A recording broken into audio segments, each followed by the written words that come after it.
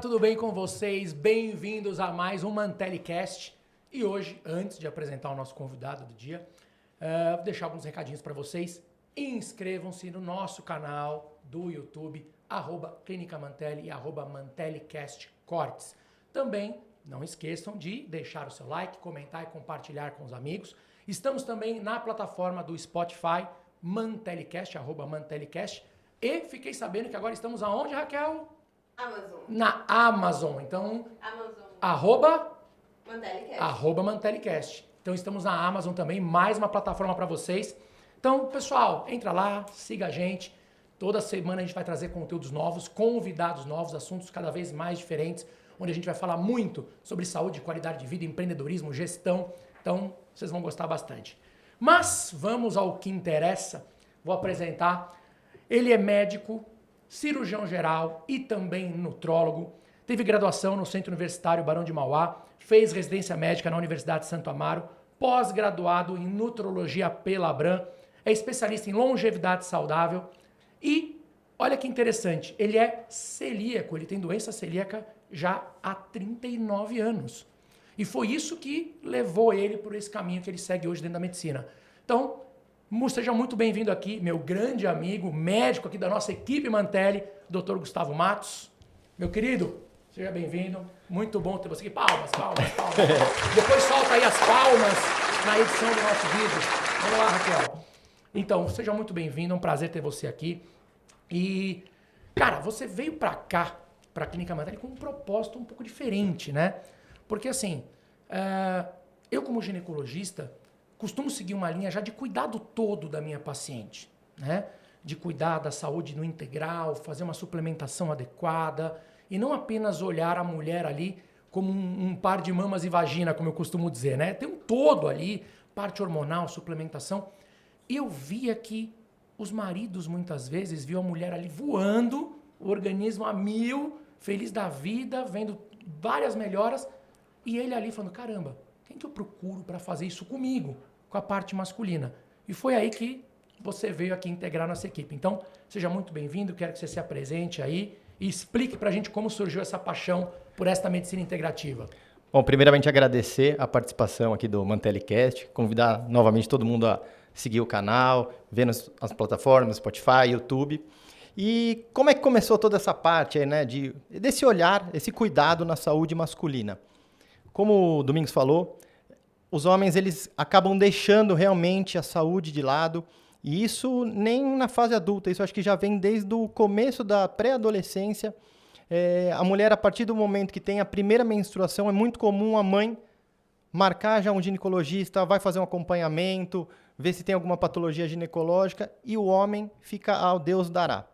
Então, verdade, não tem esse cuidado, esse seguimento. O próprio pediatra, ele vai seguir até uma certa idade, mas a adolescência, começou a puberdade, e muitas vezes, se está tudo bem, não tem nenhuma doença, tudo é deixado de lado.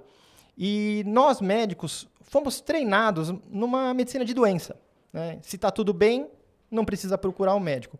E é nisso que a Clínica Mantelli, nós tentamos mudar esse paradigma, né, e focar numa medicina de saúde, fazendo exames preventivos, suplementando quando necessário, e tendo esse olhar mais abrangente e olhando a pessoa como um todo, fazendo os diagnósticos primariamente, evitando que as patologias se instalem através de mudança de qualidade de vida, de uma nutrição adequada, e é por aí que eu comecei.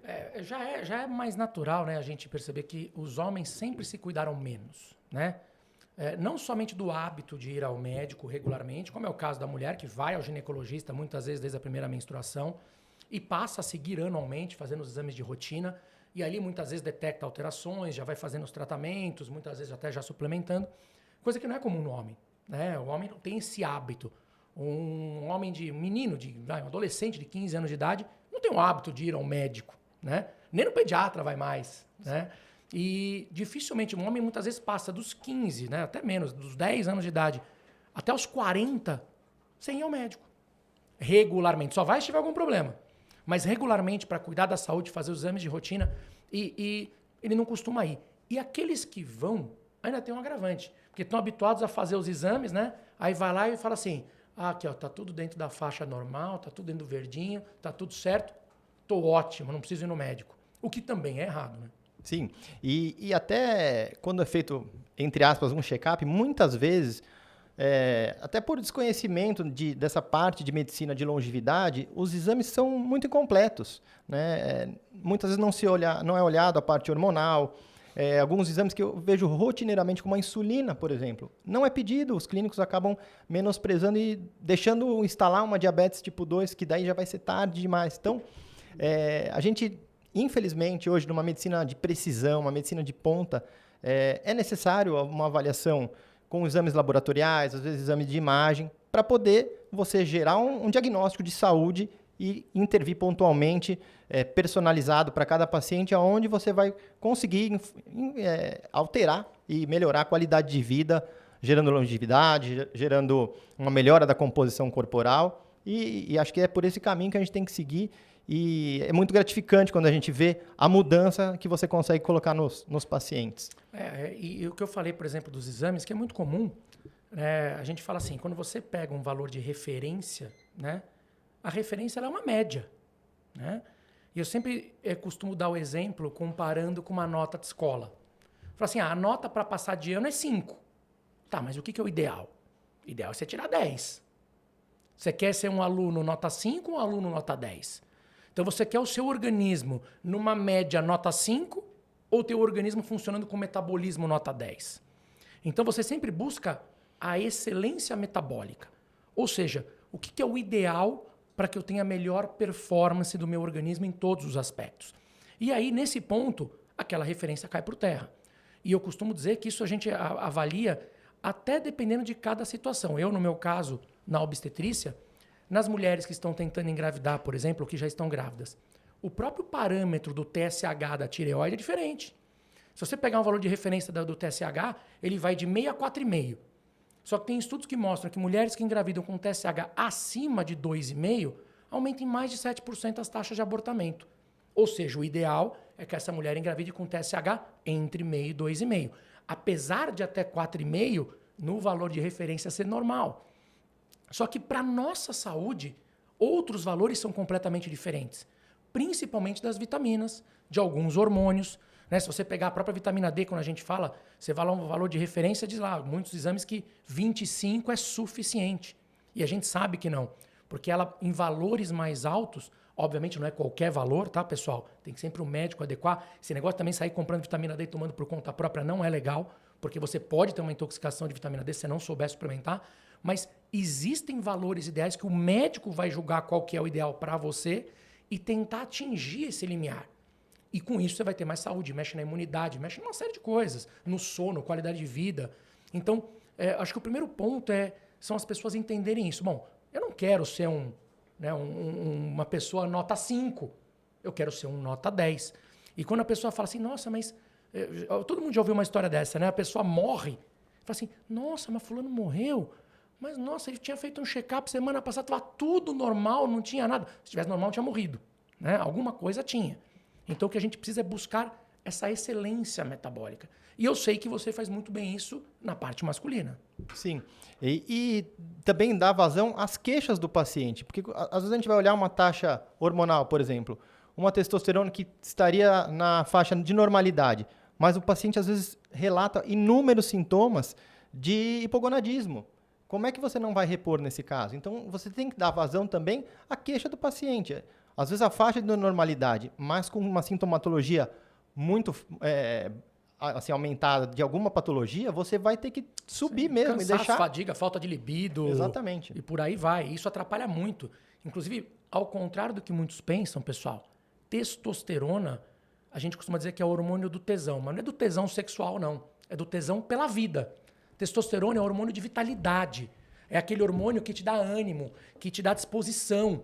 E também, obviamente, a parte de libido e parte sexual. Mas é que todo mundo só associa a testosterona à parte sexual. Isso não é verdade. Queria que você falasse um pouquinho sobre esses benefícios para o homem de ter uma testosterona em níveis adequados.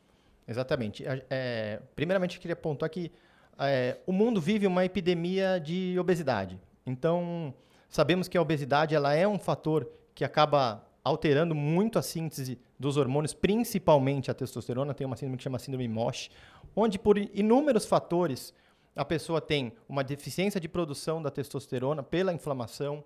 Essa testosterona também ela sofre processos metabólicos que vai se transformar em outros hormônios. Então, se você pegar que 65% da população tem algum grau de sobrepeso ou obesidade, tem uma grande fatia da população que pode estar ocorrendo alguma alteração da testosterona. Maioria. Né? A grande maioria. Então, a baixa testosterona vai causar déficit de atenção, déficit de concentração, sono durante o dia, falta de disposição e, muitas vezes, o acúmulo da própria gordura na região abdominal, visceral.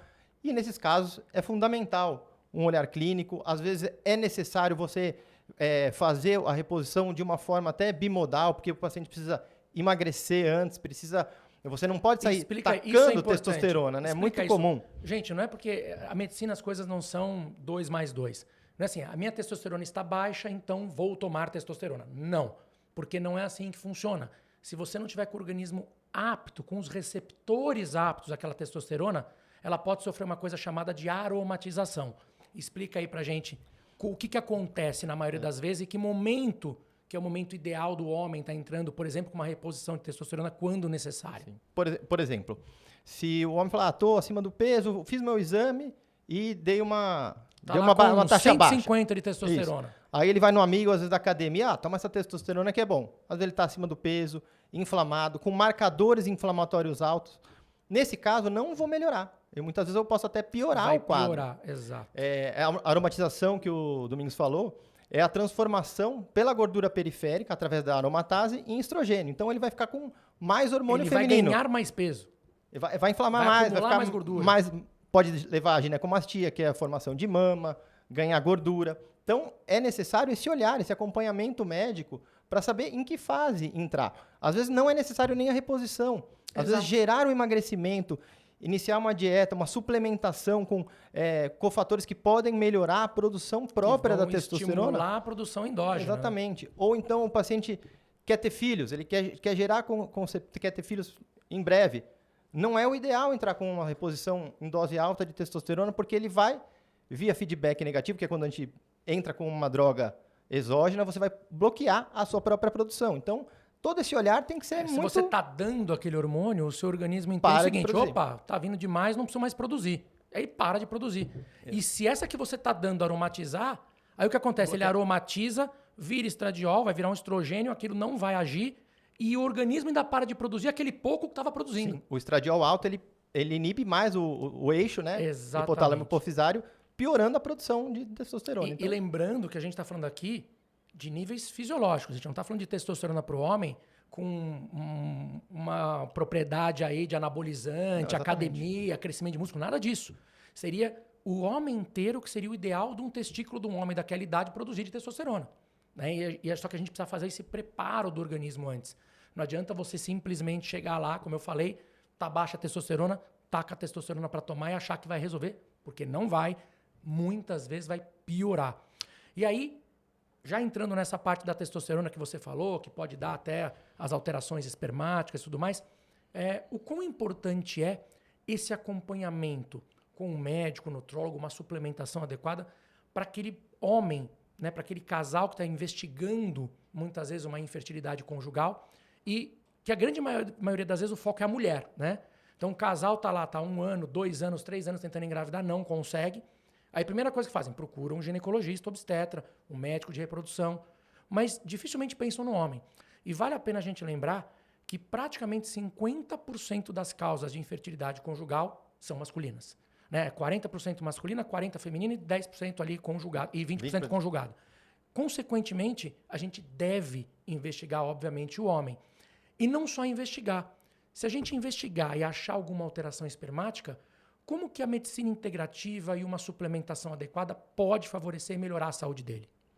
Bom, eu falo que ter filho é igual jogar ping-pong, né? Ninguém joga sozinho, muito difícil, né? É verdade. Então, é fundamental esse acompanhamento. Eu vou pegar lá atrás, desde a adolescência, que a gente começou lá falando no começo, onde o adolescente deixou esse acompanhamento, não segue, vai seguir lá com 40 anos, quando às vezes teve um problema para engravidar. Por exemplo, existe uma patologia que é muito comum, que causa infertilidade, que é a varicocele.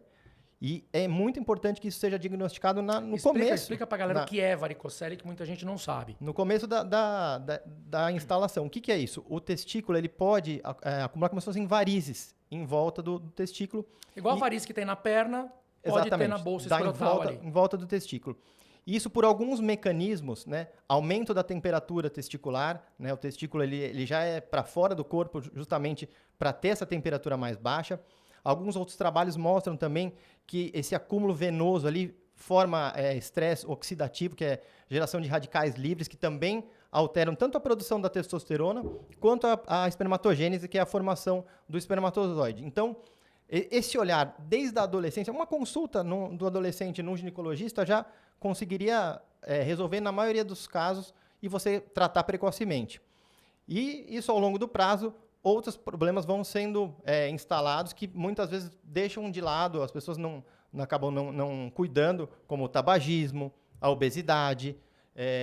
A própria obesidade leva um aumento da temperatura testicular, leva ao aumento de radicais livres, que vão também afetar a fertilidade, diminui a produção de testosterona, aumenta a produção, como a gente falou no tópico anterior, do estrogênio, que vai fazer feedback, lá que vai produzir uma negação lá na produção do próprio hormônio. Então, esse olhar integrativo, pegando desde o adolescente e tendo esse foco na melhora da qualidade de vida, na suplementação adequada, hoje existem trabalhos bem robustos mostrando que existem vários suplementos que podem melhorar, e sim, a fertilidade, como a vitamina C, porque ela acaba funcionando como um sistema de redox, tira esse estresse oxidativo, melhorando a qualidade do espermatozoide. O ômega 3, fundamental numa qualidade de um espermatozoide. E que ninguém dá tanta bola, né? Exatamente. Ele é tão importante não só para isso, até na gestação a gente usa muito, né? Ajuda muito na formação cerebral do bebê, é uma gordura de ótima qualidade, vale a pena a gente lembrar que o nosso cérebro precisa de gordura para funcionar. Então, uma gordura boa, né? Então, o ômega 3 ele é muito bom. Mas pode dar continuidade. Eu estava falando do ômega porque eu falo que é um suplemento tão essencial que as minhas filhas suplementam o ômega 3. E a gente vê adulto negligenciando tudo isso. Meu filho suplementa também. É muito bom. É o próprio zinco, né? Muitas vezes a pessoa tem uma dieta pobre em zinco. O zinco ele é fundamental na formação do espermatozoide. Aquela organela que estava na célula, todo mundo aprendeu no colégio, a mitocôndria. A gente achava que era só uma coisa que estava largada lá. Pouco se estudava sobre mitocôndria. E hoje a gente sabe a importância tanto na fertilidade... Fundamental. Então, utilizar, por exemplo, suplementos como a coenzima Q10, que vão melhorar a saúde mitocondrial. Então, hoje existem trabalhos, não é assim, achismo. Antigamente, essa área, nutrologia, longevidade, era mal vista. Mal vista, era um meio curandeiro, assim, né? Curandeiro. Mas não, hoje existem trabalhos que mostram a diferença da qualidade espermática. E na nossa clínica a gente vê, né? Melhor do que os trabalhos é quando a gente vê os resultados em loco, né? Então, eu vejo muitas vezes, até comentei essa semana, falei nos meus stories, de uma paciente que havia me procurado 7 anos tentando engravidar. Paciente com SOP, síndrome de ovário policístico. 7 anos tentando engravidar. E o pessoal tentando tratar ela com anticoncepcional. Mas espera aí, gente, qual a lógica de tratar uma mulher que quer engravidar com anticoncepcional? Né? E primeiro que o anticoncepcional não é tratamento para SOP. Então, aí a medicina integrativa ela funciona muito bem, porque a gente aliou mudanças de hábitos de vida em primeiro lugar. Então, a paciente fazer atividade física, mudar a alimentação, tirar os alimentos mais inflamatórios para quem tem SOP. Corrigimos a resistência insulínica. Entrei com toda a parte de suplementação para conseguir inibir ali a aromatase de agir e baixar os androgênios dela. Regulei o ciclo, que ela estava com ciclos todos irregulares, menstruando a cada 2, 3, 4 meses, fazendo ciclos anovulatórios sem ovular. Conseguimos fazer a regulação. Basicamente, levou o tratamento em torno de uns 7, 8 meses, voltou grávida de forma natural. E uma paciente que já estava com indicação de ir para a FIV, o médico já tinha mandado ela fazer fertilização in vitro e tudo mais, e que a gente conseguiu tratar através do quê? Da medicina integrativa, olhando o todo, fazendo uma suplementação adequada. Então, olha que importância que tem. Então, mais do que os próprios trabalhos que hoje já comprovam tudo aquilo que a gente faz, você vê o resultado na prática. Você vê o teu paciente tendo um resultado, voltando grávida, muitas vezes ali desesperançosa depois de 7 anos tentando, né, já com indicações até de ir para uma reprodução assistida, e você conseguir uma gestação natural. Isso é fundamental. Eu vou até fazer um parêntese de um caso aqui da Mantelli. Porque às vezes a pessoa fala, vou no nutrólogo porque eu preciso emagrecer ou porque eu quero melhorar a composição corporal. Mas não é bem assim. Vou citar um caso de um paciente que tem uma dieta praticamente vegana, atleta, composição corporal excelente. Quando a gente foi olhar os exames laboratoriais desse paciente, um exame estava super alterado, que é a homocisteína, que é um metabólito de um aminoácido que a gente necessita de um processo hepático para fazer o que a gente chama de metilação, para o organismo dar conta de liberar ele de uma forma natural e não acumular esse metabólito. Ele tinha uma deficiência nutricional de várias vitaminas do complexo B e ele tinha uma homocisteína de 28. Suplementou 1 mês e meio de suplementação, está em 12 a homocisteína dele. Então, você vê que às vezes a pessoa acha que está saudável porque faz atividade física, porque tem uma dieta natural, teoricamente limpa, mas às vezes falta alguma coisa. Então, não é só para quem está acima do peso, não é só para quem, às vezes, quero melhorar, quero ganhar músculo. Não.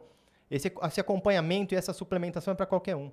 É difícil hoje na nossa dieta, vide o magnésio, por exemplo, que ele é muito pobre no solo brasileiro, o nosso solo é rico em manganês, e muitas pessoas têm deficiência de magnésio. E quando você suplementa, você vai melhorar constipação intestinal, melhora a qualidade do sono. Então, essa suplementação personalizada não é só para quem acha que tem que ter uma dieta errada ou que precisa emagrecer. Não, acho que para todo mundo vai ter uma personalização para melhorar a qualidade de vida. E é tão interessante, você falou da homocisteína.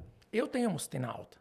A minha homocisteína é alta, porque eu tenho um polimorfismo genético que acaba deixando ela mais elevada, e eu controlo a minha homocisteína com a suplementação. Exatamente. Com a suplementação eu mantenho ela lá embaixo. Muitas vezes até abaixo de níveis de 10. E já cheguei a ter homocisteína de 40. Então, isso mesmo depois de eu ter uma vida mais saudável, atividade física e tudo mais, a homocisteína não baixava. Então é importante a gente investigar tudo isso também, né, no teu organismo. Às vezes você acha que está saudável. E você abordou uma coisa que eu achei interessante. Você falou da dieta vegana do paciente. Paciente vegano. Porque muita gente pensa isso. Sou vegano, tenho uma vida super saudável, como super saudável. Então, em tese, não tenho necessidade nem de ir no médico, nem de suplementar, nem de fazer nada. Quais são as necessidades desse paciente? Bom, principalmente as vitaminas do complexo B, a vitamina B12 é fundamental a suplementação. Difícil o paciente numa dieta vegana conseguir ter esse aporte. É muito diferente do vegetariano? O vegano ele não come nada de proteína animal, né? Então, a vitamina B12, principalmente, vem de origem animal ou de bactérias. Então, você dificilmente vai ter esses níveis adequados. O próprio ferro. Uma coisa que é difícil adequar os macronutrientes, porque macronutriente o que seria? Proteína, carboidrato e gordura. Quando a gente entra numa dieta vegana, a chance de você estourar na dieta no carboidrato e ter um déficit proteico muito grande. Então, e a galera muitas vezes é magra, né, magérrimas, as pacientes veganas, e muitas vezes vem com esteatose hepática, porque carrega demais no carboidrato também. Exatamente. Outra coisa que é muito comum, às vezes a pessoa tem alguma intolerância alimentar e quer insistir numa dieta que o corpo não foi feito para ela. Eu brinco, cada um é como se fosse um carro, né? Tem combustível diesel, gasolina, álcool, e você não escolhe. E tem o flex. Então, às vezes a pessoa quer insistir... Eu sou flex, porque eu como tudo que eu vejo pela frente. Quer insistir numa dieta que não foi feita para ela. Tem pessoas que existem, por exemplo, intolerância a certos alimentos, como intolerância a FODMAP, que são alguns vegetais que eles têm uma capacidade de fermentação muito alta, né, que são alguns tipos de carboidrato. E na dieta vegetariana, muitas vezes você vai estourar no FODMAP. E aí a pessoa vai ter distensão, desconforto e não sabe por que é a causa. Aquela pessoa que come uma coisinha, vira um baiacu meia hora depois, fica toda estufada. Exatamente. E não sabe o porquê, e acha que isso é normal. Aí você consegue adequar. A pessoa até pode seguir nessa dieta, mas aí ela vai ser uma dieta mais restrita ainda. Difícil equilibrar essa casinha aí. Falam que tem até deficiência nas absorções, dependendo do tipo sanguíneo, né? Sim, existem alguns trabalhos mostrando o tipo sanguíneo, uma dieta melhor ou pior. Que vai mais proteína, mais carne, menos carne. Exatamente. Para a parte de absorção. E me fala um pouquinho agora de você, Gustavão, da parte de você ser celíaco, né? Que eu acho que foi muito disso que te levou também para esse lado de estudar muito essa parte de alimentação, de suplementação, até para controlar a própria alteração que você tem. Quando que você descobriu? Como foi? O que isso te trouxe de restrições? Como que você vive com isso? E o que você diria para a pessoa que é celíaca, como ela consegue ter uma vida normal e conviver com a doença celíaca no dia a dia? Perfeito. Bom, o meu diagnóstico foi dado aproximadamente quando eu tinha 1 ano e 2 meses de idade. Eu evolui com um quadro de desnutrição grave. Fiquei com 1 ano e 2 meses você descobriu? Cedo pra caramba. Aproximadamente, eu cheguei a ficar com um percentil que a gente chama, né? Lá embaixo, que é o percentil 3 de peso. Eu tava com 7 quilos com 1 3 ano. de percentil? Hoje você tá abaixo. no 5, mais ou menos. Por aí. Então, assim, eu tava com 7 quilos com 1 ano e 2 meses. Quando eu era uma criança com 1 ano e 2 meses, é para estar pesando praticamente 12 quilos, 10 quilos aí, pelo menos. Então, eu fiquei, quase morri, passei, assim, raspando, né?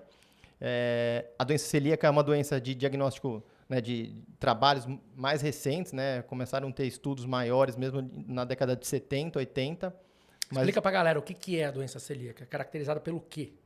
É uma doença que a pessoa vai ter uma reação à ingestão da proteína do trigo, né, do glúten, da gliadina, fazendo com que ela comece a produzir autoanticorpos que vão destruir as velocidades intestinais, gerando déficits nutricionais, falta de absorção.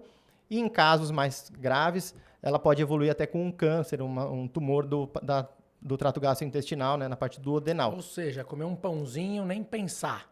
Nem pensar. Então, foi um diagnóstico muito difícil, né? A família correu atrás aí. Graças a Deus, meu pai também é médico, né? E eu acabei passando com um professor de pediatria na época dele e foi feito o diagnóstico. E de lá para cá, a gente vem seguindo, né? Não existe um tratamento, uma medicação para o celíaco, né? O tratamento da doença celíaca é a exclusão total do glúten da dieta. E muitas pessoas, às vezes, não seguem a dieta corretamente. Seguir uma exclusão total da dieta do glúten não é comer o sem glúten, é você ver se não vai ter o que a gente chama de contaminação cruzada. Eu vejo você, né, o Gustavo, além de tudo, é meu amigo, a gente, as famílias se conhecem, nossos filhos já estudaram juntos, a gente já teve a oportunidade de viajar juntos, e eu via isso, ele ia num restaurante muitas vezes e falava, mas vem cá, você vai fazer a comida, mas é em qual panela, de que jeito, é a mesma panela que você faz o arroz, que você faz a massa, que você faz... Porque não pode nem ser no mesmo lugar, né? Exatamente. O ideal é que você tenha uma cozinha exclusiva, os talheres separados. É muito difícil isso, né? Você ter uma vida social. Acaba restringindo e muito a vida do celíaco. Hoje em dia, graças a Deus, tem alguns restaurantes que já têm esse olhar, que têm uma cozinha separada ou que são exclusivos para celíaco. Então, na evolução da minha jornada aí como celíaco, melhorou muito. Porque na infância não tinha nada, né? Não tinha produtos, ninguém conhecia, ninguém nem sabia o que era doença celíaca. Hoje tem tudo para celíaco. Eu vi, tem vinho, tem cerveja sem glúten, tem tudo, Exato, né? Assim, a qualidade de vida do celíaco melhorou muito. Mas acho que eu, por ter um diagnóstico tão precoce e ter uma vida celíaca, até facilitou, né? Se adaptou desde pequeno, né?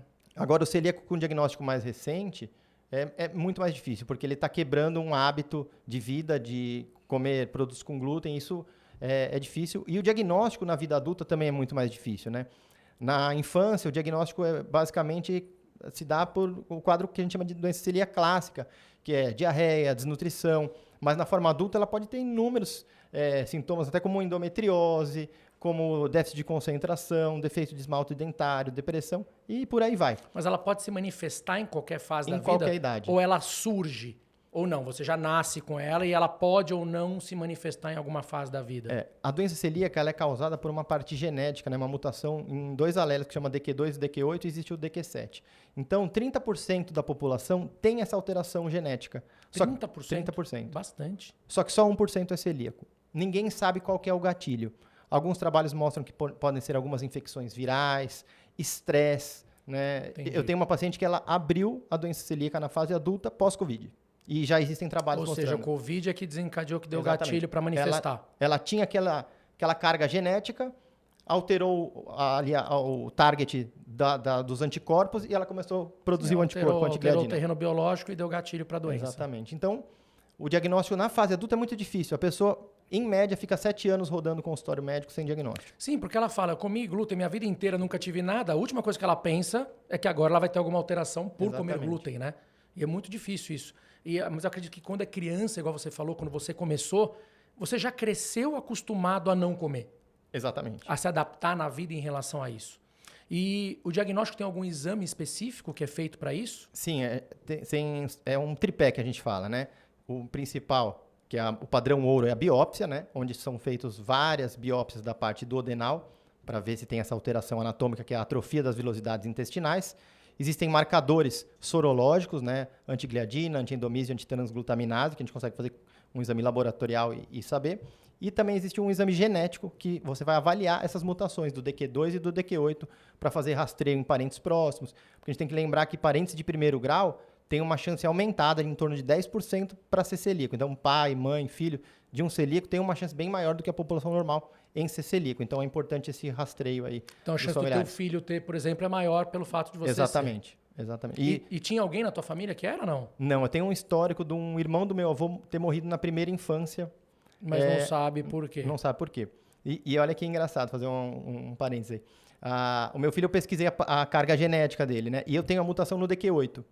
E meu filho tem mutação no DQ2. Ou seja, eu não passei para ele a carga genética, mas minha esposa tem mutação no DQ2 e ela não é celíaca.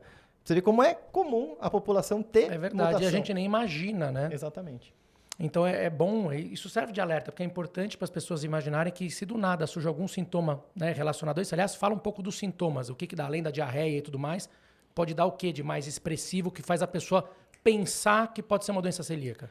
A doença celíaca, ela se divide na forma clássica e na não clássica, né? E ela tem graus, ou não? Não Por exemplo, necessariamente. você quando vai lá na cozinha, que não pode ter contaminação nem cruzada, mas tem gente que pode. Que ela só precisa ter os cuidados de não comer nada com glúten, mas a contaminação cruzada não atrapalha tanto. Não, não. Na verdade, para todo mundo atrapalharia. Porque a chance de você, uma contaminação cruzada, a partir de 50 miligramas já pode desencadear. Tem pessoas que têm uma tolerância maior, ela não vai ter sintoma, mas ela vai ter a doença vai estar agindo. Tá. E na forma clássica é aquela criança com diarreia, com alternância, desnutrição, alternância entre constipação e diarreia. É muito comum isso que vai aparecer, que é a forma clássica que se dá na infância. Mas na forma adulta, a gente até brinca, fala que a doença celíaca é uma doença camaleão, porque ela pode se manifestar de inúmeras formas. Ela anda de mão dada com outras doenças autoimunes, como o tireoidite de Hashimoto, espondilite anquilosante, nefropatia por IgA, que são outras patologias. Então, é importante também, às vezes, você está fazendo um tratamento para uma tireoidite de Hashimoto, que é uma doença também autoimune da tireoide. Talvez pesquisar a doença celíaca. Eu, no meu consultório, tenho por rotina pesquisar, e eu já tenho, acho que, umas 6 ou 7 pacientes que são celíacos e vieram para fazer suplementação. Eu vi que elas tinham tireoidite e a gente pesquisou e elas eram celíacas também. Então, Nossa, não sabia que tinha tanta relação com a tanta tireoide. relação. Para ver a endometriose. A endometriose está ligada também num alelo que chama DQ7. E tem 1% dos celíacos que a mutação não é nem no DQ2 nem no DQ8, é no DQ7. Então tem essa associação entre a endometriose e a doença celíaca também. Então, tem muita coisa. E pode dar alteração de concentração, depressão, demência precoce, enxaqueca. Os sintomas são inúmeros. E as pessoas dificilmente vão pensar nesse diagnóstico, né? Teve um trabalho também de um ambulatório de encefaleia e enxaqueca na Itália, que a Itália pesquisa muito sobre doença celíaca. E acho que 15%... Porque come muita massa, né? Não sei porquê, né? E nesse ambulatório, acho que 15% dos pacientes que faziam tratamento para enxaqueca tinham ou eram celíacos ou tinham sensibilidade ao glúten não celíaco. Tirou o glúten e acabou a enxaqueca. Então, a pessoa está pesquisando uma outra doença, não tem nada a ver com glúten. Mas você sabe que tem muitas pacientes, às vezes, que eu vou tratar, né, por exemplo, de SOP, de endometriose, eu peço para tirar glúten, lactose, para tentar mudar um pouco a alimentação, para a gente ver a resposta do organismo. E elas me relatam melhora de outros sintomas. É muito engraçado. Às vezes ela estava com cólica, vai melhorar a cólica, vai falar, doutor, sumiu minha cólica, mas eu tinha de vez em quando uma dor de cabeça e desapareceu também. Ou eu tinha de vez em quando uma dor lombar e desapareceu também. É interessante como muitos sintomas estão relacionados a isso, mas a gente acaba não correlacionando. Sim. Né? Os pacientes dificilmente correlacionam. E hoje você tem muito paciente celíaco por conta disso também, né? Sim, que acaba virando uma referência na área, né? Porque acho que é muito diferente para o paciente... Está na frente de quem entende ele, né? De ver que o que o médico sente na pele também, o mesmo que aflige ele, né? Porque é muito fácil para quem não segue uma dieta sem glúten, falar, tem que cortar o glúten, cortar não sei o quê, não vai comer fora, e boa. Agora, quando você vive isso, né? Você faz parte da sua rotina há 39 anos, você poder entregar para o paciente, você vai conseguir fazer isso assim, dessa forma, para poder não se contaminar, tem opções de onde você consumir, tem que tomar cuidado com esses produtos. Às vezes o que está rotulado não necessariamente é o que está escrito. Tem que tomar cuidado, às vezes, com marcas, porque marcas menores não fazem rastreio. Às vezes o produto ele vem contaminado de glúten da produção. O silo que armazenou o trigo vai passar o mês seguinte ele vai armazenar milho.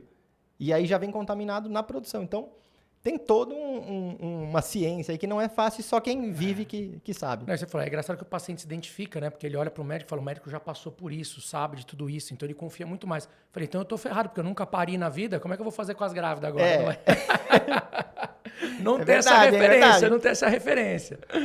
Mas brincadeiras à parte... Mas a experiência que você de viver lado a lado há mais de 20 anos aí, sem dúvida. É como se parisse. Exatamente. A gente pare junto, literalmente, mas é muito gostoso. Mas voltando agora para a parte da gestação, queria até fazer um link, não sei se tem relação. A gravidez pode ser um gatilho para desencadear a doença celíaca? Olha, não tem trabalhos mostrando Ou ela pode exacerbar com a gravidez, enfim? Não, o que acontece? Muitas vezes a doença celíaca é bem documentado que ela é uma causa de aborto de repetição. É mesmo? É. Então, principalmente, as mulheres que têm doença celíaca... Isso fora de controle, né? Isso fora de controle. Tá. Os trabalhos mostram que a mulher que tem doença celíaca e que segue a dieta isenta de glúten, ela tem o mesmo risco de abortamento de uma mulher normal. Tá. Então, às vezes a pessoa chega no ambulatório e fala, olha, eu vim aqui porque eu queria fazer uma suplementação porque eu já abortei 2 vezes, pesquisou tudo, né? Como o Domingos fala, não existe infertilidade de causa indeterminada ou sem causa. Tem que pesquisar. Então, a doença celíaca é sim uma causa de abortamento de repetição. Eu tenho uma paciente até em conjunto que ela chegou para mim com um quadro de abortamento, a gente pesquisou doença celíaca e aí ela tinha doença celíaca e trombofilia também. E aí a gente tirou o glúten, fez todo o acompanhamento e ela foi com o Domingos também fazer essa parte do acompanhamento da trombofilia. Mas é engraçado que essa questão da relação com o abortamento não é pelo fato só dela ter a mutação. Ela tem que ter a doença em atividade para exercer ação para um risco de abortamento, certo? Exato, porque na doença em atividade você vai ter aumento de vários marcadores inflamatórios, interleucina, déficits nutricionais por falta de absorção mesmo, folato, vitamina D, ferro, e isso está tudo influenciado na doença celíaca em atividade, levando ao abortamento. Quando você recupera a atrofia, né, a vilosidade intestinal, a parede intestinal fica normal, a absorção volta ao normal, você suplementa e tudo é absorvido, né? Porque suplementar o celíaco que não está tendo tratamento não adianta nada, porque ele não vai absorver nada, né? Sim, vai estar com o intestino todo alterado. Por isso que a gente fala, não é uma regrinha, né? Você está com deficiência de tal coisa, dá tal coisa. Não, se o organismo não estiver apto a receber e absorver aquilo, não vai funcionar, não vai ter jeito. Então, fala um pouquinho mais, você também trabalha muito, principalmente com a parte masculina de emagrecimento, mudança de hábitos de vida, de qualidade de vida. Como isso pode impactar de forma significativa, não só na saúde em geral, obviamente, mas nesse casal infértil que está buscando ajuda, mesmo num homem com espermograma normal. O que mudaria? Porque ele fala assim, doutor, mas para que eu preciso emagrecer ou me suplementar? Assim, tá aqui meu espermograma, tá tudo normalzinho, tá batendo bola os esperma aqui, os menininhos, tá tudo ótimo. Então, o que ele vai ter de benefício, né, melhorando essa qualidade de vida dele? É muito comum, chega o paciente, senta na sua frente, né, e fala, por que você veio aqui? Falo, minha mulher. Minha mulher mandou. Ela que falou para eu vir. Mas você não sente nada? Não. Aí você vê o paciente tá inflamado, tá acima do peso. Às vezes a pessoa vai deixando aquilo chegar num ponto e ela nem percebe que a qualidade de vida dela tá tão ruim. A partir do momento que a gente propõe um trabalho conjunto, que ela começa a emagrecer, que melhora a qualidade de vida, ele cai na real e fala, nossa, doutor, por que eu não fui atrás antes? Melhora muito a qualidade de vida, a disposição, energia. Muitos que já não tinham problema de infertilidade, tiveram filhos, eles falaram assim, nossa, doutor, agora eu posso brincar com meu filho, porque eu não aguentava ficar 10 minutos brincando com meu filho, que eu já ficava com falta de ar, ou não conseguia baixar, a barriga não deixava.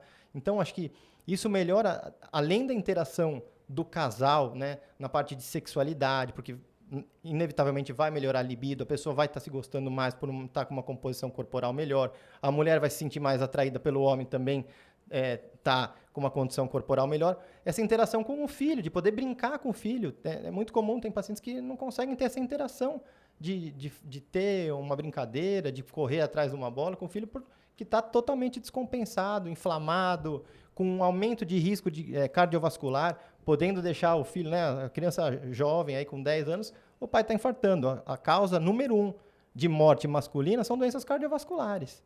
E muitas estão ligadas a diabetes, obesidade, que a obesidade vai levar a diabetes no futuro, e hipertensão, que também, na maioria das causas, está associado a sobrepeso e obesidade. Então, não só na melhora da fertilidade, mas na melhora da qualidade de vida.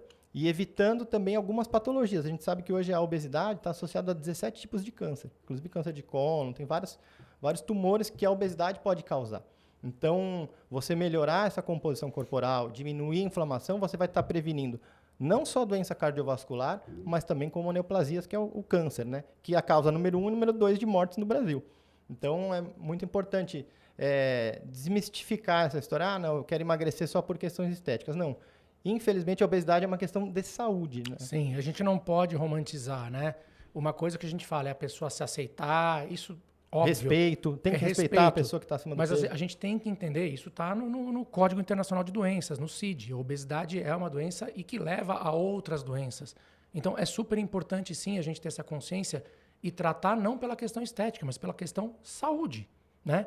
É mais do que sabido e descrito que determinadas patologias são muito mais prevalentes em quem está no sobrepeso ou mesmo na obesidade. Então, fala um pouquinho para a gente dessas doenças, além, obviamente, das cardiológicas, você já falou, o que essa pessoa pode ter mais de fatores de risco por causa da obesidade? Então, a pessoa que está acima do peso, esse quadro inflamatório dela pode levar a inúmeras patologias que vão levar anos até se instalarem, né? Como a diabetes e a própria hipertensão, por aumento da resistência insulínica, formação de placa, né? Que vai formar a insuficiência coronariana, a pessoa pode infartar precocemente. Os cânceres estão associados, câncer de mama que pode ter, o homem pode ter ginecomastia, e tem um homem que tem ginecomastia pelo sobrepeso, tem uma chance aumentada de câncer de mama. Às vezes a pessoa acha que câncer de mama é uma doença exclusiva da mulher. E não é. Não é, homem também pode ter, né? Tirar alguns mitos que estão associados em alguns exames, como exemplo a colonoscopia. O homem muitas vezes vai fazer se tem algum sintoma já muito avançado. O homem só vai fazer se estiver morrendo, né? Entendeu? Então, a gente sabe que por uma colonoscopia feita recorrentemente, vai diminuir em 77%, vai aumentar em 77% o diagnóstico, né? Você vai conseguir diminuir o risco de uma doença mais séria que pode evoluir ou com falecimento ou com uma cirurgia já mais avançada. Então, fazer todos esses exames e fazer um rastreio das patologias é fundamental. E o homem muitas vezes deixa de lado, não quer ir atrás. Principalmente o rastreio após os 40, né? Exatamente. Ou se tiver algum familiar com início precoce, por exemplo, teve um tio que teve um câncer de cólon com 42. Aí, com 5 anos antes, você começa esse rastreio um pouquinho mais precoce, para poder fazer o diagnóstico. Não, mas o homem já empurra com a barriga, passou dos 40, tem que fazer exame de próstata, tudo, já fica tudo Faz com desesperado. 70 daí. Faz com 70. Tá aqui, ó, o doutor Alexandre tá aqui, ó, que é o nosso procto aqui, ó. Eu já falei, eu só passo com ele, que é conhecido, não tem problema. No dia seguinte do exame eu mando flores, tá tudo certo. Põe uma música romântica. O alemão já ele vai participar do podcast com a gente também. Mas é importante, a gente brinca com isso, mas a gente tem que desmistificar. Porque o homem tem essa mentalidade de procurar o médico só quando está morrendo. E não é verdade, a gente tem que ter esse hábito, né? Quando a gente fala de um câncer de próstata, é uma coisa muito séria.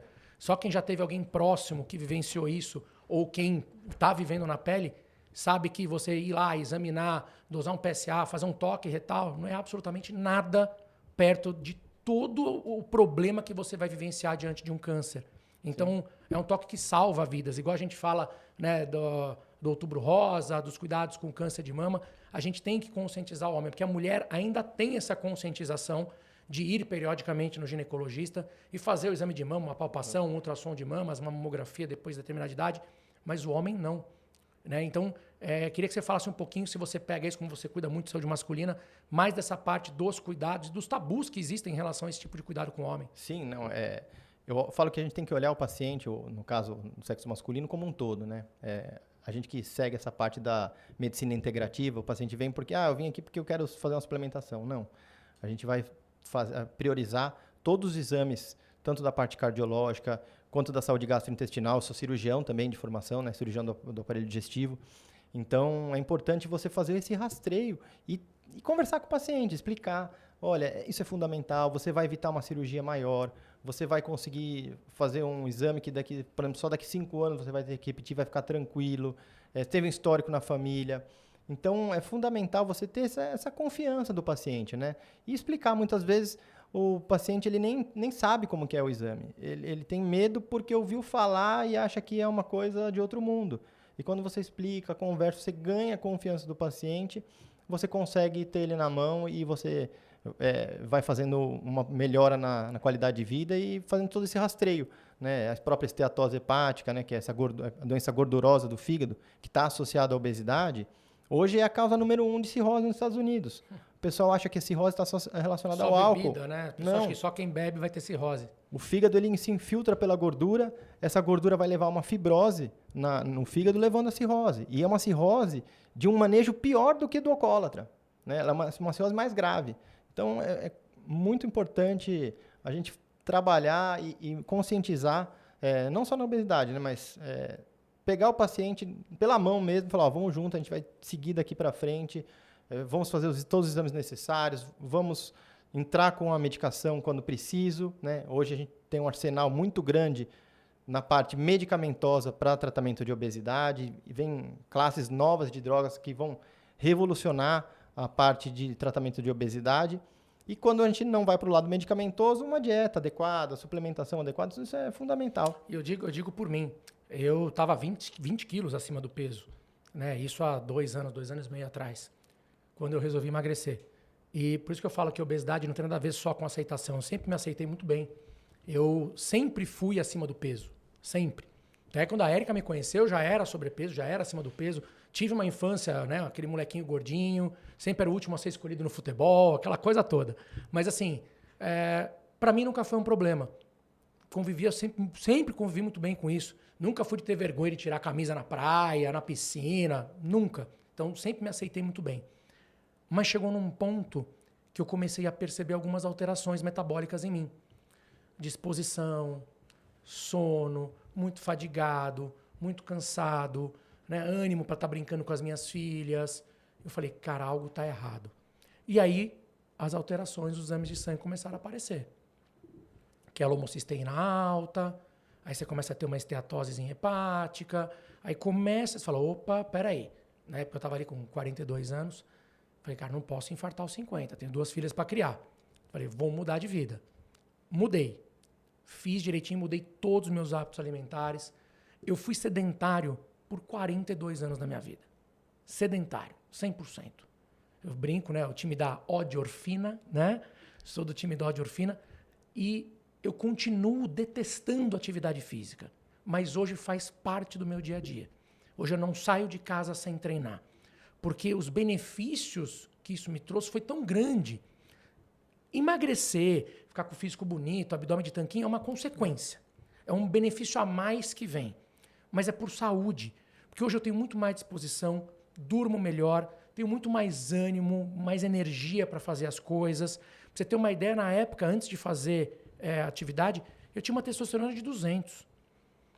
Hoje, sem fazer reposição, minha testo é acima de 800. Sem reposição. Pelo simples fato de estar treinando.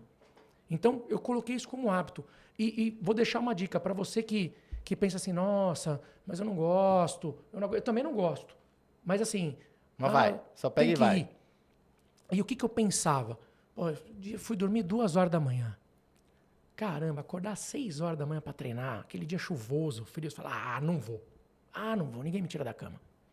Aí eu pensava, cara, mas se fosse uma paciente me ligando agora, 6 horas da manhã em trabalho de parto, eu não ia? Eu ia.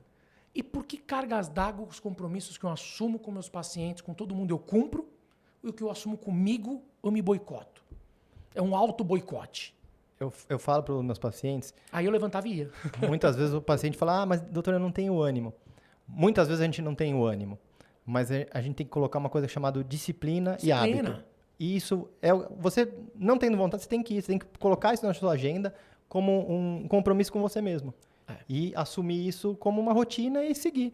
Muitas vezes você vai chegar lá sem estar com vontade, mas começou a fazer atividade física, está no meio, aí já foi. Aí rola, não, entendeu? O autor Og Mandino, ele escreve no livro dele, que chama-se O Maior Vendedor do Mundo, ele coloca lá, em um dos hábitos que você tem que ter, ele põe lá, crie bons hábitos e torne-se escravo deles.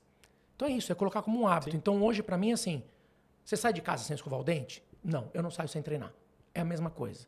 Hoje eu vou viajar, imagina, isso era uma coisa inconcebível para mim anos atrás. Eu estar numa viagem na Europa, passeando e perder tempo na academia. Tipo, pô, tô aqui pagando em euro, pagando em dólar, vou ficar na academia perdendo tempo? Não. Tá ganhando tempo de vida. Hoje eu tô ganhando tempo. Exatamente. Hoje eu tô ganhando tempo de vida estando na academia, na Europa, onde quer que seja, em qualquer lugar do planeta. Então, hoje a gente vai viajar, é engraçado porque muda as prioridades. A gente começa a olhar se o hotel tem uma academia boa antes de fechar o hotel. Porque a gente acorda de manhã, vai pra academia, treina, aí depois sai pra passear. E hábito é hábito. Ah, eu faço atividade física, uma caminhada 2 vezes na semana. Tudo bem, é melhor do que nada. Mas para a OMS é considerado sedentário. Mas é sedentário, não adianta. Então, assim, hoje eu faço atividade física todos os dias, sábado, domingo, feriado, Natal, Réveillon, Páscoa, não importa. Porque eu incorporei como hábito. E acho que quando você põe como hábito, por mais que você não goste, faz parte da sua vida. E eu continuo falando, eu continuo detestando. Para mim é um martírio ficar lá puxando ferro, eu não gosto. Só que os benefícios que o meu organismo tem por conta disso são gigantescos. E isso é que me faz bem. Sim. E o benefício não só, assim, agora que você sente isso é fantástico, mas você olhando trabalhos a longo prazo, a quantidade de massa muscular que você constrói está associada à prevenção de doenças como o Alzheimer, como a quedas futuras na velhice. Então, você por uma rotina de ganho de massa muscular, a musculação como um exercício fundamental, vai prevenir patologias futuras, né? Então, as quedas com fraturas nos idosos, o Alzheimer, quanto mais massa muscular você construir, você vai ter uma longevidade melhor também. Então, a gente tem que pensar o hoje para viver bem lá na frente. Morrer tarde, que tem a frase... O mais jovem possível. O mais jovem possível. Morrer tarde o mais jovem possível. É isso. É tentar levar a vida, inclusive na velhice, mas com qualidade. Não adianta nada você ter lá 90 anos de idade, mas você não consegue andar, não consegue raciocinar, não consegue interagir com seus netos, seus bisnetos. Muito melhor você chegar nessa idade ativo. Sim. Ativo. E a gente vê muitas pessoas ativas. É impressionante. A gente foi viajar recentemente para a Europa, foi esquiar, e o que tinha de pessoas acima dos 70, 75 anos de idade esquiando é uma coisa inacreditável. Inacreditável. Por quê? Porque a pessoa nasceu lá, está habituado com essa atividade física desde criança e ele pratica aquilo todo dia. E o Brasil é um dos países com o menor índice de atividade física por habitante, né? Infelizmente. Se você comparar com países europeus como a Alemanha, a Holanda, o índice é muito maior. Então, isso mostra que a população nossa, além de hábitos ruins na parte alimentar, deixa de lado a atividade física, que acho que é o principal alimento, né? O principal medicamento seria um sono de qualidade, um manejo do estresse e atividade física. Então, isso é fundamental. Eu acrescentaria um quarto. Espiritualidade. Então, um quinto. Água. Também. O povo não toma água. É impressionante. Não sei se vocês perceberam, vocês acompanharem, volta aí o podcast, depois vocês assistirem. Toda hora que entra um negócio outro, eu vou tomando. Eu já tomei umas 3 garrafinhas dessas. Eu me obrigo a tomar água. Na minha sala tem água do meu lado, eu fico tomando o tempo todo. Porque a gente não tem esse hábito. Às vezes, se deixar, você passa o dia sem tomar água. E é super importante a hidratação, até para sinapses cerebrais, né? Para tudo. Todos os estímulos elétricos do organismo, a gente depende de água. E a galera não bebe água. Para não ter o intestino preso, né? Para não ter o intestino preso. Então, é super importante. Então, água e sono, acho que assim, é o primordial. Né? Mas você percebe que é um conjunto. Né? É você mudar hábitos alimentares, mudar atividade física, né? Qualidade de vida, adaptar, além disso, um sono regular. Com isso, você vai ter melhor disposição. Suplementando, melhora mais ainda, e você vai buscar a excelência. Então, a suplementação é a excelência, é a cereja do bolo. Você tem que mudar várias outras coisas. O médico não vai resolver o seu problema com uma pílula mágica. Não adianta nada eu te entupir de comprimido de suplemento e você continuar comendo um pote de Nutella no café da manhã, não fazendo atividade física, não tomando água e estando nem aí para nada. A gente não vai ter resultado. Né? O tratamento médico é um jogo de dupla, né? Você vai pôr uma terapia, prescrever algum medicamento, mas cabe ao paciente também mudar os hábitos e seguir. Tem pacientes meus, por exemplo, emagrecem 11 quilos num mês. Por quê? Porque ele colocou na cabeça dele que falou, olha, agora é a hora de eu me engajar e fazer a minha parte também. Não adianta só o médico estar lá prescrevendo, fazendo aquela receita com todos os suplementos, com medicamento de ponta, orientando a dieta e o paciente acaba se auto-sabotando. Então, é fundamental o paciente entender e se engajar também no tratamento, né? A gente não faz milagre. Exatamente. É uma via de mão dupla, né? Não tem jeito. Exatamente. Mas, enfim, eu quero te fazer umas perguntinhas um pouquinho diferentes agora, fora da área médica. Vamos fazer umas perguntas indiscretas. Quer perguntar alguma coisa, Alemão? Conheço ele faz tempo. Já sabe de tudo, né? Não precisa. Melhor ficar quieto, então. Bom, qual que é a tua comida preferida? Olha, eu gosto muito de frutos do mar. Então, assim, comida mais mediterrânea, para mim é o... Mas se tivesse que escolher um. Frutos do mar, assim, peixe, um peixe grelhado, pra mim é fantástico. Eu adoro. Peixe tá no topo da lista. Um risoto de frutos do mar. Um japonês ali, um... Gosto também, não? gosto. Mas não é o preferido. Não, acho que é uma comida mais mediterrânea, assim, tipo polvo. Pra mim. E a gente não larga também de uma picanha brasileira, né? Um churrasquinho. Mas acho que o principal seria uma dieta mais. Um peixe grelhado, assim, assado, acho fantástico. Você sabe qual é a minha preferida? Essa dificilmente alguém adivinha qual é a minha comida preferida. Eu sei uma, hein? Eu acho que você sabe que eu já falei algumas vezes. Qual? É a sopa de lagosta do picote ou não? Também. Que não tem mais, você sabia? Não tem, eu vi o cardápio essa semana. Tomara que alguém lá da Disney assista esse Agora podcast. Por favor, voltem com a sopa de lagosta do restaurante da França no Epcot Center. É só sopa de cebola agora. Cara, é a melhor sopa do planeta. E da última vez que eu fui, eu reservei lugar no restaurante com todo mundo, não sei o quê. Cheguei lá, sentei na mesa, sopa de lagosta. Cara, não temos mais no cardápio. Eu falei, não acredito. Então vou embora do restaurante, vem aqui só pra comer a sopa. Inacreditável que não tem mais. Mas é uma das minhas preferidas. Mas minha comida preferida, vongole. Também é frutos do mar aí. Também. Mas era o vongole que meu falecido avô fazia.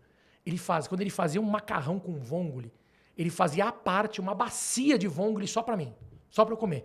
Sabe igual você senta na frente da televisão, pra assistir Netflix comendo pipoca? Eu sentava pra comer vongole. Da mesma forma. O Henrique é assim, meu filho. Eu amo, mas muito legal. E é uma comida bem diferente, né? Dificilmente as pessoas acertam. E o que você prefere, gato ou cachorro? Cachorro. Cachorro. Eu gosto dos dois, mas eu tenho cachorro. Prefiro cachorro também. Praia ou neve? Sem dúvida, praia. Sério, eu sem dúvida neve. Nossa, sou apaixonado por praia, então... E nisso eu dou uma divergência total com a Érica, porque ela adora a praia. Só que agora que ela aprendeu a esquiar, agora ela quer ir pra neve. Agora tá querendo. Pelo menos tô conseguindo arrastar. Mas precisou 18 anos junto pra eu conseguir levar a mulher pra neve. Foi difícil. Mas eu prefiro neve. Eu gosto do frio. Eu odeio ficar suando. Tanto que minha sala... Gente, quem vier em consulta comigo, traga um casaco de pele, que minha sala é o Polo Norte. Mas você gosta de mergulhar também, que eu sei. Gosto de mergulhar também. Adoro. Muito bom. Aliás, uma das melhores coisas da vida, né? Sem dúvida. Putz, é muito bom. E pra quem não sabe, então vamos lá, já que é pra falar disso, eu naveguei nas 3 coisas, né? Eu mergulho, tô lá na água, tô agora no esqui, praticando esqui na neve, e fui paraquedista durante muitos anos, né? Eu parei de saltar, tem alguns aninhos, depois que eu tive uma pane. A Érica tava grávida, e aí eu fui fazer um salto, é verdade. Minha mãe ficou sabendo dessa história uns 10 anos atrás. Mais ou menos isso. Eu fui saltar, e a Érica tava lá embaixo, grávida, eu saltei, paraquedas abriu e rasgou no meio. E aí eu tive que desconectar e descer com reserva. A Érica quase pariu lá embaixo. E, enfim, aí depois desse dia eu falei, não, agora tem filho pra criar, deixa quieto. Mas eu saltei aí durante uns 12, 13 anos da minha vida, eu saltei de paraquedas, amo, assim, uma das melhores sensações do mundo, mas depois disso eu parei. Eu deixo a Agatha às vezes nos perrengues aí, porque eu faço apneia, né? Então, eu fico por volta dos 2 minutos aí embaixo da água. Então, às vezes eu sumo e aí, quando eu volto, ela tá chorando, achando que eu não vou voltar. Tem muitos que fazem 2 minutos de apneia dormindo, né? É verdade. Meu pai acho que é um deles. Pai, você precisa controlar a tua apneia, hein? Mas vamos lá. Agora uma coisa legal. Uma vergonha, algum mico que você já pagou, assim, que é inesquecível. Essa aqui é um pouquinho longa a história, mas eu vou tentar resumir. Eu acho que o ano passado, minha esposa viu... Então, um mico recente. Um mico bem recente. Minha esposa viu e falou, vamos fazer uma viagem romântica de aniversário de casamento. Ela olhou vários lugares e tal. A gente tinha um pouco tempo, então ela escolheu um destino que chama San Blas, que é no Panamá, que são ilhas que são... É maravilhoso, o lugar é lindo. Raquel ali, ó, top, tá toda ali. É maravilhoso. Então, ela reservou um veleiro, nas fotos maravilhoso, né? Chegamos lá no veleiro, tal, até tudo ok e tal. Curtimos o primeiro dia, jantar e tal. Chegando na hora de tomar banho, o cara, do dono do veleiro, falou assim, olha, vocês vão tomar banho de veleiro agora, vocês sabem como que é, né? A gente falou, não, né? No banheiro lá. Não, a gente tá a 6 horas de navegação para o próximo lugar que tem água. Então, a gente não tem água para ficar todo mundo tomando banho aqui. Então, a gente se ensaboou, todo mundo ele mostrou pra gente, né? Se ensaboou lá no deck, do lado de fora do veleiro. Falou, bom, agora que você já tá com sabão, você pula no mar pra se enxaguar. Cara, a cara da minha esposa, e tinha um outro casal com a gente Viagem também. romântica. Eu imagino a Érica nessa situação. Cara, as duas mulheres... Eu acho que eu voltava separado. Olharam assim... Separado que eu digo o corpo separado, metade, meio a meio, que ela ia me matar. Com uma cara de merda, assim, olhando assim... Desculpa, não pode falar palavrão, hein? Olhando assim... Já joga o pi na hora da edição. Olhando com uma cara pra gente, né? Aí fomos a gente, né, lá, se ensabou e tal, e depois que entrava no mar, ele passava um chuveirinho para tirar o resto do sal, né? Então, pelo menos você dava uma chuveirada e tirava o resto do sal, mas foi assim, ainda bem que foi só 2 dias no veleiro, mas foi um mico que, pelo amor de Deus. A gente chegou no aeroporto, a primeira coisa que a gente foi fazer foi tomar um banho na sala do aeroporto. Primeira coisa, né? Sentindo falta do banho, né? Boa, bom saber. Bom saber quando eu for para esse Eu vou te destino, indicar já vou- San Blas. Vou, mas se eu Leva a Érica, leva a e Érica, levar ela vai um balde. gostar. É bom para levar ela na trollagem, vai ser bom. E, cara, um filme favorito. Eu acho que é um filme do Will Smith, que é Em Busca da Felicidade. É o da Érica também. Eu também é um dos dela preferidos também. Banda favorita. Coldplay. Coldplay? Teu estilo musical ele vai mais pra esse lado ou você também escuta de tudo? Não, eu escuto de tudo. Acho que eu não gosto muito coisa mais pesada, assim, tipo Sepultura, heavy metal, assim, não me agrada muito, nem samba, assim, não sou tão fã, mas eu sou bem eclético, acho que pop, tudo, a gente acaba gostando de tudo. Boa. Cara, qual o seu maior orgulho da profissão? Cara, eu acho que, assim, poder transformar a vida das pessoas. Salvar uma vida, gerar qualidade de vida, isso muitas vezes a gente acaba até se emocionando com o paciente, sabendo que um diagnóstico difícil foi resolvido. Então, assim, acho que a medicina é uma das poucas áreas que faz com que você fique tão, né, não é falta de humildade, mas ficar orgulhoso de si mesmo. E saber que você está melhorando a vida das pessoas. Na vida de alguém. O diferente. Né? Esses dias mesmo a gente fez um diagnóstico com uma paciente de 7 anos rodando por aí em pneumo, em otorrino e com infecções de repetição. Até passou ontem comigo aqui. E aí eu fiz o diagnóstico de uma doença que chama hipopangamaglobulinemia. O que é isso, né? Para explicar. Que língua que você falou aí? É uma deficiência de toda a parte de imunidade. Raquel, se você souber o que é, eu triplico o teu salário. Nossa, mas tem que ser assim, de supetão, não pode pesquisar. Nada Sem de Google, hein? Então, assim, foi feito diagnóstico, ela começou a suplementar as globulinas, a imunoglobulina, e ela voltou ontem, já está na 3ª sessão. A qualidade de vida dela, você vê assim, o brilho no olhar de uma pessoa que estava 7 anos sem viver de uma forma adequada. E ela falando, olha, a minha vida é outra. Então isso é fantástico. Não, realmente é fantástico. E um sonho teu que você ainda não realizou? Olha, acho que a vida é uma constância de realizações de sonhos, né? Desde a gente entrar na faculdade de medicina, que acho que é uma coisa que todo mundo se lembra do dia que entrou, o casamento, o filho, né? Você teve 2 vezes, né? Pois Eu tive um só. Acho que, assim, crescer profissionalmente cada vez mais é uma coisa que a gente sempre está buscando. E talvez, assim, um sonho, quando eu estiver mais velho, assim, me aposentar, morar num destino de praia, que eu gosto muito de praia. Vamos pra neve. Melhor. Gasta muita roupa, prefiro a praia. Cara, e um recado você gostaria de deixar pro nosso público, olhando ali pra nossa câmera, uma última mensagem tua? Primeiramente, muito obrigado a todo mundo que aguentou aqui essa 1 horinha, deu 56 minutos de podcast. Deu mais, porque ela ligou o cronômetro depois. Então, Quanto tempo quase tem 1 aí hora, já? hein? Tem 1 hora. 1 hora, tá bom. Mas eu acho que a gente tentou dar algumas pinceladas de uma forma bem leve, falando sobre como é importante o casal, né? O homem e a mulher se cuidar, fazendo esse acompanhamento, sabendo das principais doenças que podem ocorrer no casal. Lembrando que esse acompanhamento do indivíduo do sexo masculino necessita ser feito desde da infância e muitas vezes é deixado de lado. Então, convido todo mundo a seguir o nosso podcast, entrar no nosso canal, Deixa YouTube. tuas redes sociais também aí pra galera te seguir. Quem quiser me seguir, no Instagram é o @doutor dr, né? Gustavo Matos com 2 T's. Tem muita informação de saúde, dicas. Eu compartilho um pouco também da minha rotina, né? Da doença celíaca, dicas para os celíacos, onde comer, onde ir. Então, isso é legal, né? Mostrar onde acha comidas alternativas. Exato, aí pra... sempre procuro mostrar alguma coisinha. Faço uma receita que, acho que se eu não fosse médico, né? Eu seria chefe, alguma coisa relacionada à culinária. Mas eu acho que é bem legal você costuma passar receita pra galera também, do que Sim. fazer em casa, como fazer em casa. Porque todo mundo acha que é tudo muito caro, né? Pra você comprar coisa sem glúten e tudo mais, mas você pode fazer algumas coisas em casa também, né? Então, os principais alimentos que são isentos de glúten naturalmente são coisas que você vai comprar na feira, né? Então, um legume, uma carne, uma salada, isso aí não tem glúten, né? Agora, quando você vai para o industrializado, você vai pegar produtos que têm risco de contaminação ou produtos com glúten. E muitas vezes podem ser produtos sem glúten, né? Mas eu falo que tem muito lixo gluten free.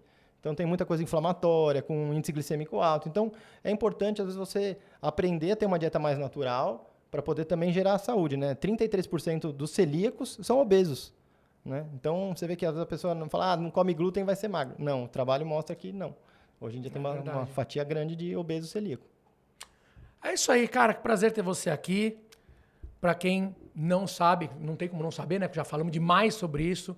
Gustavo está aqui na nossa clínica, atende aqui na Mantelli, está aqui à disposição para a gente poder dar, né, esse suporte, principalmente aí focado no público masculino, porque acabava que eu muitas vezes tinha que atender os maridos das pacientes, eu não tinha horário nem para as minhas pacientes, ainda tinha que encaixar os maridos, então ele veio aqui para dar esse suporte e está fazendo um trabalho incrível. Então você que é homem, quer ter uma qualidade de vida melhor, quer suplementar, quer ter uma disposição melhor, só ligar aqui na Clínica Mantelli, procurar agendar com o Dr. Gustavo, eu tenho certeza que vocês vão adorar e vão ter um resultado incrível.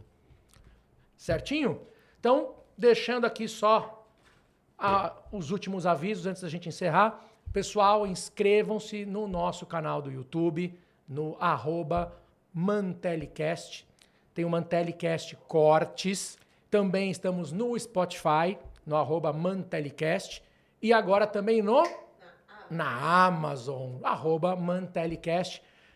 Dá o like, siga, compartilha. Gostou? Curtiu o conteúdo que o Gustavo passou aqui pra gente hoje? Manda lá para aquele amigo que você conhece, tá precisando mudar de vida, mudando de qualidade de vida, aquele casal que tá tentando engravidar e não tá conseguindo. Clica ali, marca ele, avisa os seus amigos. Você é celíaco? Tá aqui, ó, todas as dicas para quem é celíaco, não só de alimentação, mas de qualidade de vida. Tenho certeza que vai ajudar muita gente. Beleza, pessoal? Um beijo grande e até o nosso próximo MantelliCast. Valeu!